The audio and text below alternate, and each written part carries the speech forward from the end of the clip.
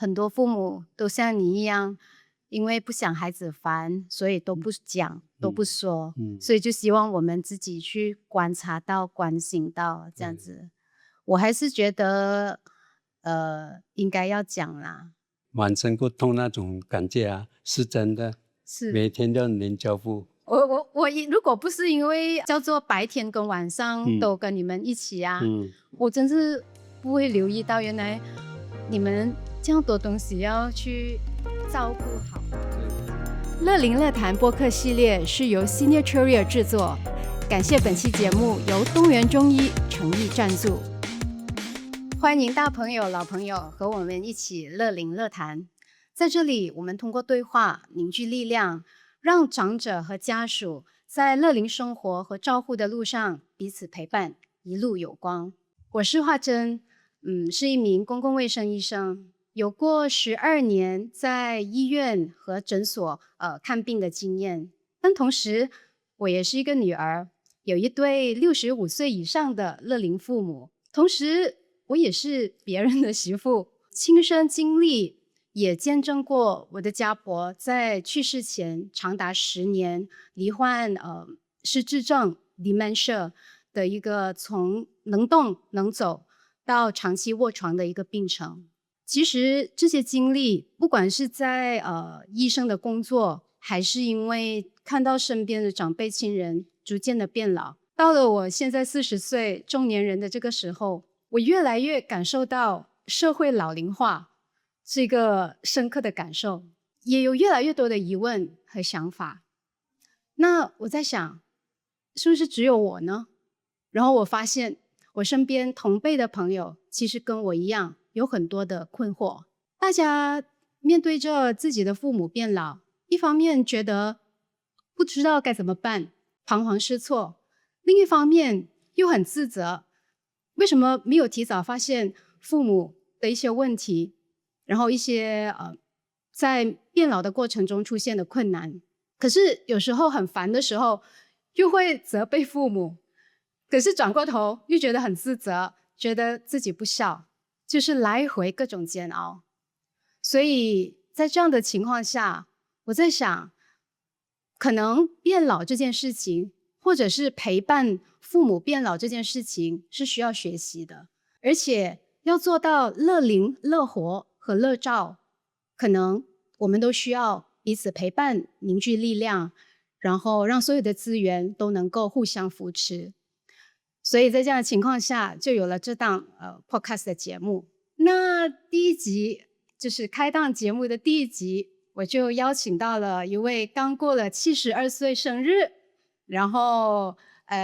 我的就是親戚朋友都喜歡叫他誇嘴，就是客話說嘴巴很寬啊，嘴巴很寬，誇嘴。我親愛的爸爸，這個誇嘴呢，現在呢誇嘴可能還是寬啦，只是說他現在是兩副假牙，但是2副假牙。我們歡迎誇嘴我爸爸邱啟松先生，歡迎你上節目來。大家好。可能都有一點緊張，因為爸爸你不是一個，你的工作以前到現在不是一個會公開講話、公開演講或者是接受訪問的一個經歷啦哦，所以可能有點緊張啦。但我們像平常要聊天就好。OK 呀，你要不要講一下？你以前跟大家講一講你以前是做什麼的，然後現在你又在做什麼呢？我年輕的時候呢，做個小資本的製造業了。那個年代比較沒有到現在這麼競爭。所以找什麼就沒問題了。到了我成家立室的時候，整個環境又不一樣。是，尤其是我的大女兒出世之後我啦就這樣忙了，還開始忙了，時間花在工作是方面去了。對，家裡的問題就是我的太太全部她負責。對，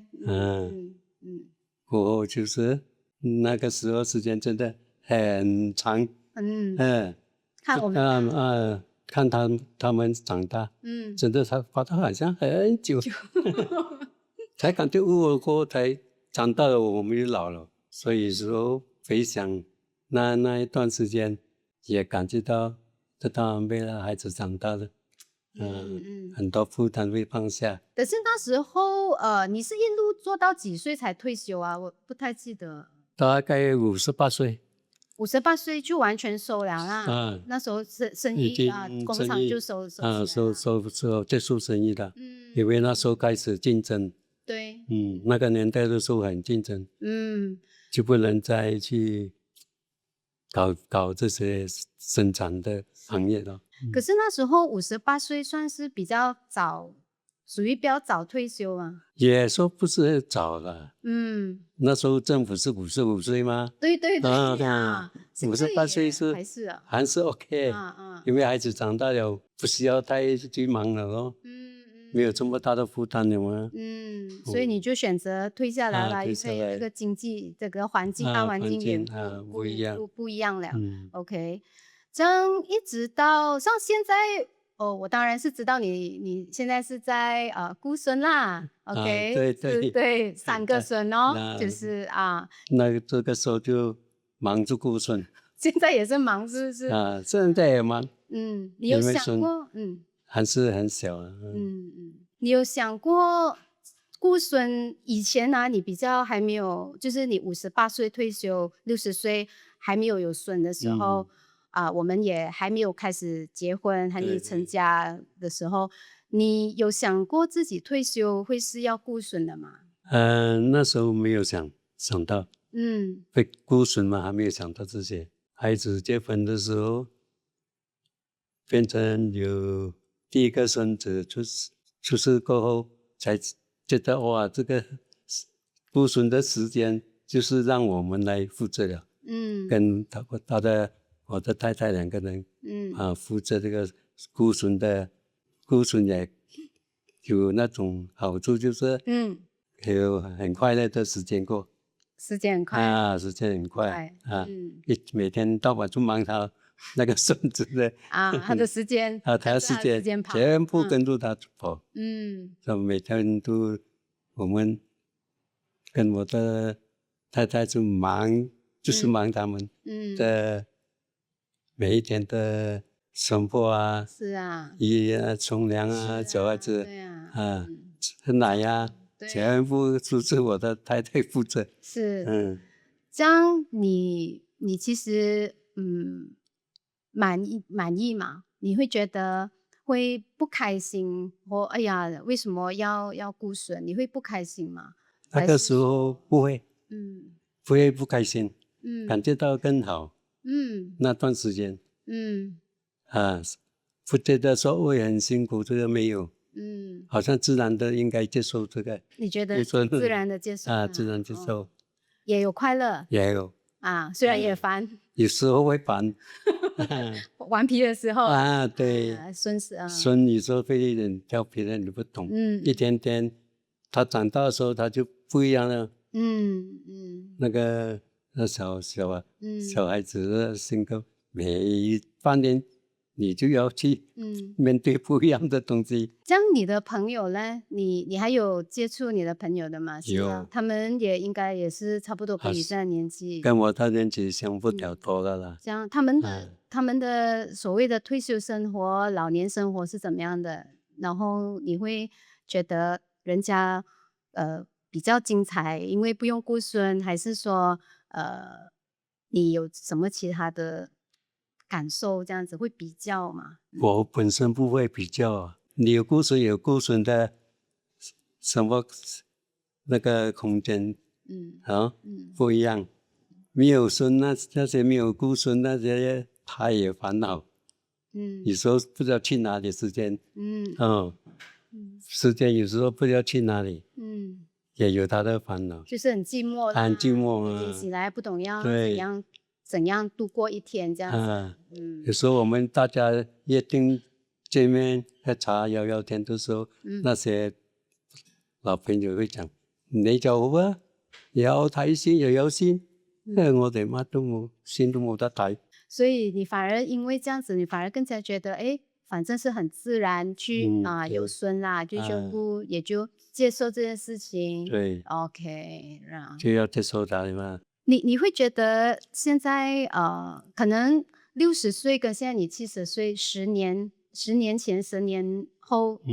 你有感覺到一個明顯的差別嗎？你有開始，你是在哪一個時候啦？我很好奇，你在哪一個時候覺得自己，哎呀，我老了感覺自己老。感覺老的時候是 MCO 那一段時間開始，就感覺到我有體能越來越差，感覺到走跑，就是說步行啊，比較遠一點，感覺到力不從心哦。在 MCO 那段時間，就感覺到身子又越來越瘦，感覺到奇怪哦，變得很快。可是那時候平時做的東西還是能夠做，平常做的東西，澆水啦、澆花那些，還可以沒有問題。只是要用腳力的、用手力的，比較重一點的就不行了。就沒有那種力氣。感覺到差別，差別很大。我其實沒有想到你說你是在MCO 那時候感覺到自己老的，因為我沒有跟你一起住嘛，對嗎？雖然會常常會來家裡，他有看你們這樣子，我又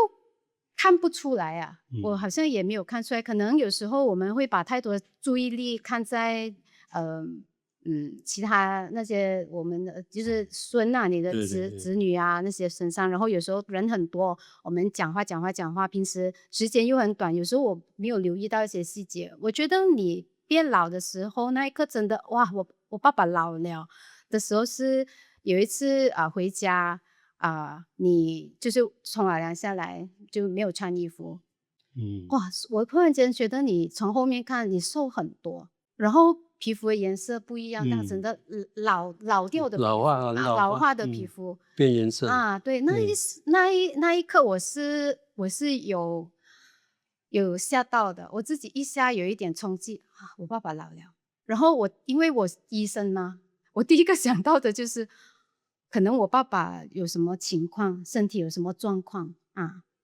我覺得就算不是醫生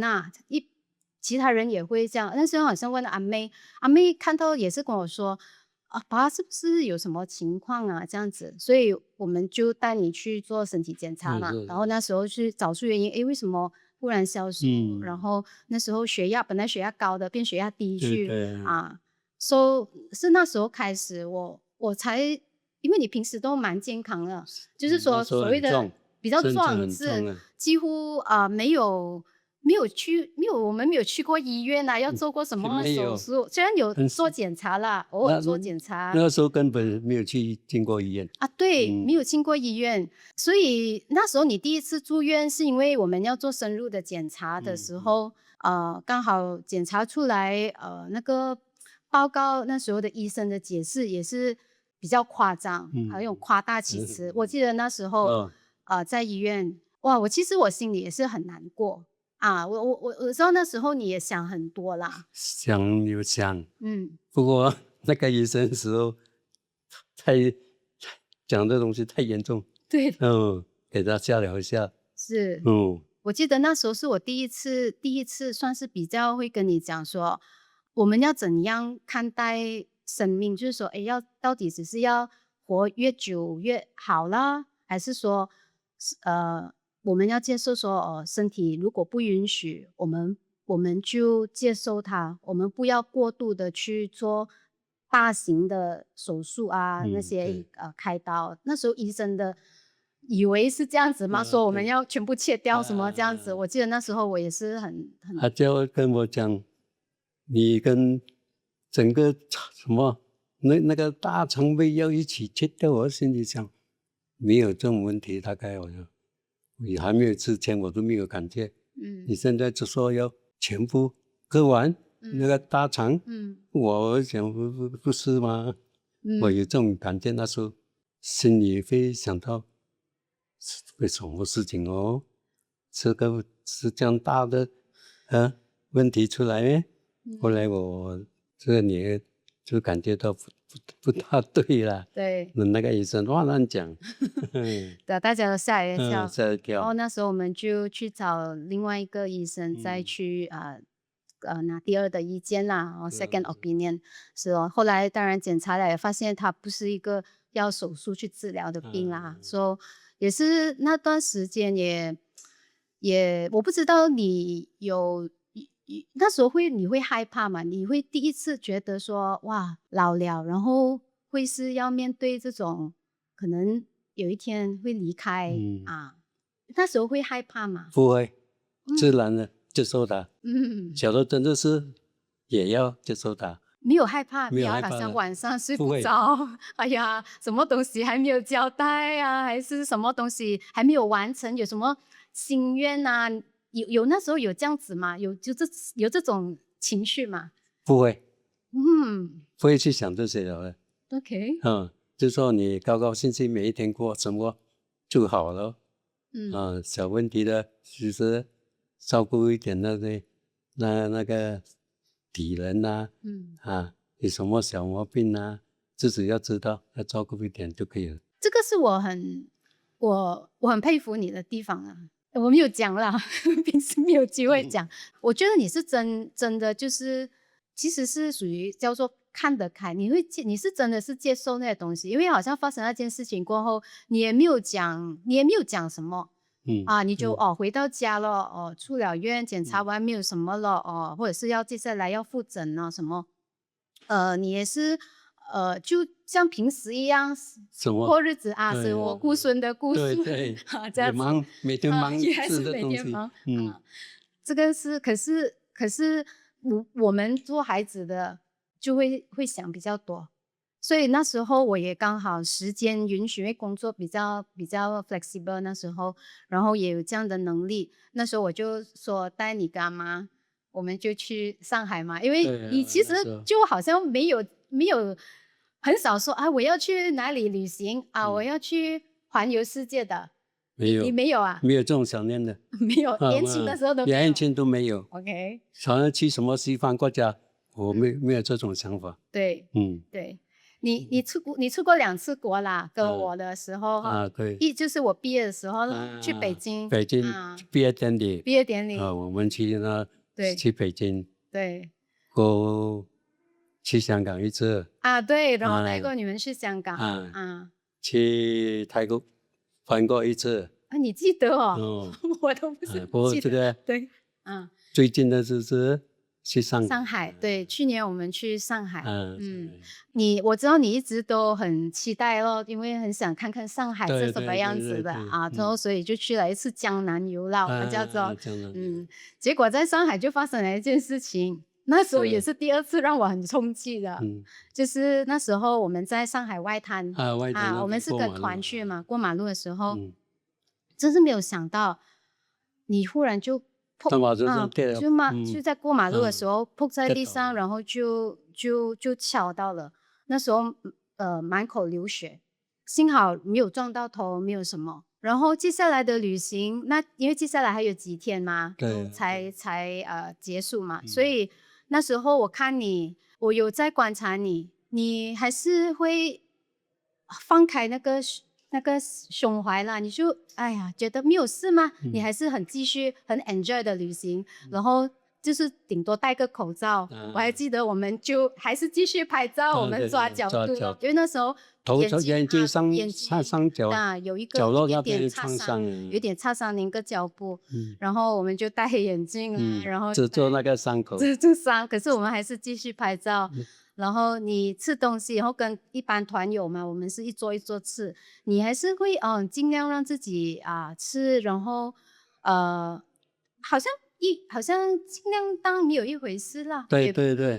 就好像沒有跌倒那種問題。對。以自己的心態我心態是很棒的。對，是真的很棒。我那時候是真的看到，我也很佩服你。我也覺得很驕傲啊！我很驕傲，我爸爸是一個，就是不會因為小小的事情就會覺得自己不好意思啦，好像自己很卑微啦，你完全不會有那樣。我也想不要影響我們的團友那種有心理上那種得上了這個問題那個問題，我不要當沒有一回事，他們也感覺他們自由活動，看到我好像沒有問題啊，對，大家都高興哦。我也心裡想，每一個都是這樣的年紀，對也怕他們有影響我怕他們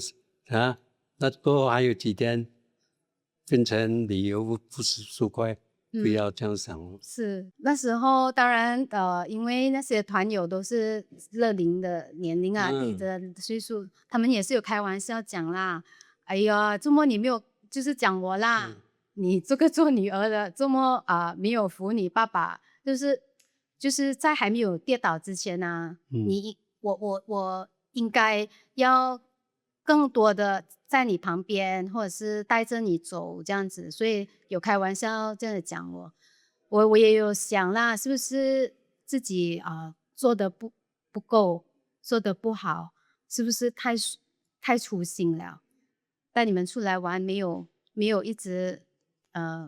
拉着顧着好好這樣子。那時候走路的時候還沒有感覺到腳發生什麼沒有力的問題那時候還沒有跌之前沒有感覺有時候呢他腳拉不高你不懂，你不知道你的腳拉高拉到太高多高你也不懂，就是一直拉不起就這麼腳碰到那個路不平就這樣是腳跟跌到東西也就沒有力了，就整個人就倒哪一邊都沒有辦法控制。那你會覺得我們孩子關心的你不夠嗎？就是因為之前這樣子有跌倒，然後自己身體出來一些狀況，你會覺得我們做孩子的好像關心的不夠，發現的太遲，沒有積極關心你會有這樣的感覺嗎？不會，因為你們的工作有自己的空間，不是一直想要到每一天要注意你的動作好不好體格好不好，不需要。每一個人都有他的工作環境，時間不能夠每天就花在父親的身上，沒有什麼問題就不要講出來。所以你覺得我們現在3個孩子，我們都算是比較幸運啦，可以在同一個城市沒有說去在外地或者是在國外生活，不然的話我覺得那是更難的。对，全部在身邊附近，所以生活你覺得滿足啦？沒有什麼說不滿的地方啦，大家都是看到每一個都健康，工作順利，什麼不好的東西不用去想這麼多了。然後那時候我跟你去，因為旅行的時候啦，能夠我們一起住嘛，一個房間跟阿爸跟阿媽，然後3個人，我也是很珍惜啦，我是很珍惜那些一起可以比較長時間相處的時光，不然的話我不會留意到你們原來睡覺前會要有很多東西要做，好像我們這個年紀睡覺就睡覺啦，滑手機睡覺，可是你們會很多東西要去做，要擦這個，要做這個，假牙要拿下來，要去蒸，很多那些工作就是要睡覺之前皮膚乾要擦乳針，牙齒要每一個刷出來，睡覺之前，而且我們的那些領導人講滿身不痛那種感覺是真的，是每天要連膠布，對我也重要的部分你要連膠布才可以睡覺，是咯，連膠布，然後臨睡之前的工作，對，我如果不是因為叫做白天跟晚上都跟你們一起我真是不會留意到原來你們這樣多東西要去照顧好自己。我也因為你有戴假牙的關係，然後因為上次跌倒的關係，我才真是關心到底戴假牙其實很多東西不是說跟以前吃東西是不一樣的呀。我沒有想到，其實雖然我是醫生啊，但是我其實沒有想到，一直到旅行的時候，那時候去上海，你說那些魚很多骨，我不要吃，我才知道原來戴假牙是沒有辦法分辨那個很多小小的那些魚肉啊，它的骨頭每一種魚不一樣，有些很多那些幼骨，所以我們戴假牙的沒有這感覺，所以不敢去吃它，就是這個原因。所以我就有很大的感觸哦，就是說我很多東西其實是從你和阿媽的身上去明白身體是怎麼樣慢慢改變這件事情。以前也看你貼膠布啦，沒有貼到這麼多，然後有時候肚子脹擦風油 ，OK， 這些味道就會一直是在身上的，那種藥布貼的味道就會有。對我來講是一個很好的一個接近啦，因為我也會有一天也會走向你們這樣子。然後我只是想說，到了已經現在過了一個生日啦，72歲，如果要給你講一些話啦，你的一個心得啦，給你的都是跟你這樣的歲數的人啦，對，你會要給他們怎樣的一個建議呢？用平常心生活啊，最好是不要去這麼多憂慮，開心的過未來的日子。你要開心，要開心，要平常心，要平常心對待本身，還有點身邊的朋友，家人就好了，什麼其他不要去這麼多，放開一點，就開心了。這樣，如果是說讓你去給一番話，因為我其實邀請你上我第一集節目，除了是因為你就是像我講的，你就是讓我明白到身體一天一天改變、變老的這個一個過程，所以我覺得你是那個讓我覺得我想要去做這件事情，然後讓大家一起去學習、去理解，然後互相陪伴，就是父母變老這個事情，所以我才會想做這東西。然後一方面我也想說，應該沒有什麼機會啊，就是我們這樣子對話能夠被錄下來，然後或許給其他人也是一個方向，就是想說，其實我們也可以跟父母老年的父母有一個這樣子的對話，然後對我來講，這個也是一個給我自己收藏啊，對吧？這些像我們這個中年人，你會有什麼建議給我們？你覺得我就是為人子女的，可以怎麼樣讓父母在老年這個生活裡面我們應該怎麼樣做才是你覺得比較好的？多注意他們的行動跟身體的變化。老人家就希望年輕的人注意他自己，因為他本身有時候感覺不到嚴重在哪裡，有些跟我一樣的不大要講出來。是說為什麼不講呢？因為講出來有時候怕孩子麻煩，煩惱多，會影響他們的工作，很多問題就在這邊，所以沒有什麼我們靜悄悄不要講。我明白了，你的意思就是說，雖然不需要時時刻刻一直留意父母每一樣的改變，但是盡可能多觀察、多關心父母身體上的改變，去留意一些跡象，因為很多父母都像你一樣，因為不想孩子煩，所以都不講，都不說，所以就希望我們自己去觀察到、關心到這樣子。我還是覺得，應該要講啦，講了孩子才知道，不然的話，好像我們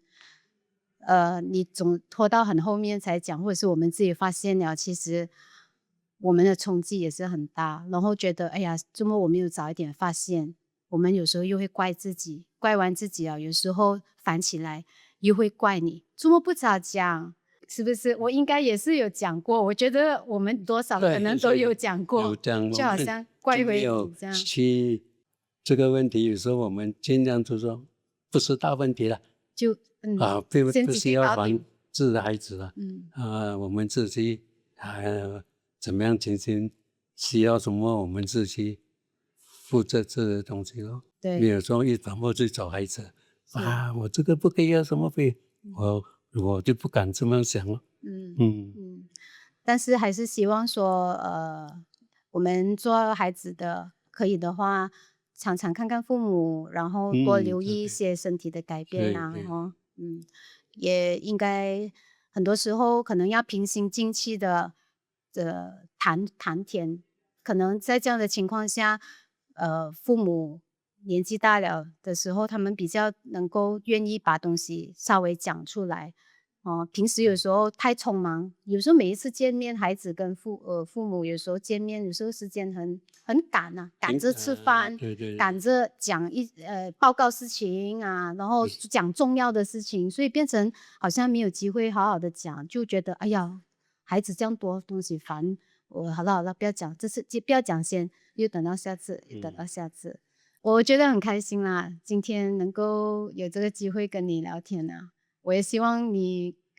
開心啦，有這個對話，有這個錄製，也有以後有個紀念的東西，是吧？那種回憶啊，對，回憶，也留下來也很好。那謝謝你，阿爸，然後也謝謝收聽這個節目的各位聽眾，謝謝你收聽樂齡樂談。